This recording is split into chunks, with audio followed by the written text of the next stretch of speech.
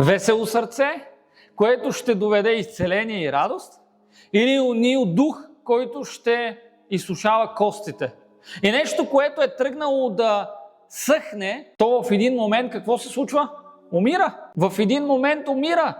И сега малко научно, нещо интересно, което може би не знаете. Колко от вас знаете, че когато ние се смееме, има един хормон, който се освобождава? Смехът освобождава вещество в мозъка ни, наречено ендорфин.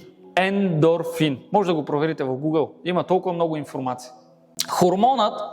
Този хормон се освобождава по време на смях. И сега какво прави ендорфинът, когато се освобождава по време на смях? Ендорфинът помага за намаляване на депресията, тревожността и подобрява настроението, намаляване на болката и дискомфорта. Когато организмът ни е подложен на стрес, се освобождава ендорфин, който успокоява и ни позволява да се справим с ситуацията по най-добрия начин. С други думи, когато ти се смееш и когато ти си радостен, освобождава се този хормон, който след време, когато ти си в стрес и в трудност, ти дава силата да подходиш по най-добрия начин.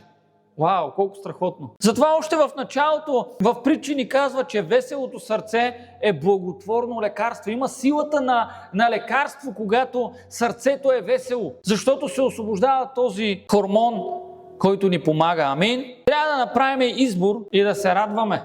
Това зависи от нас.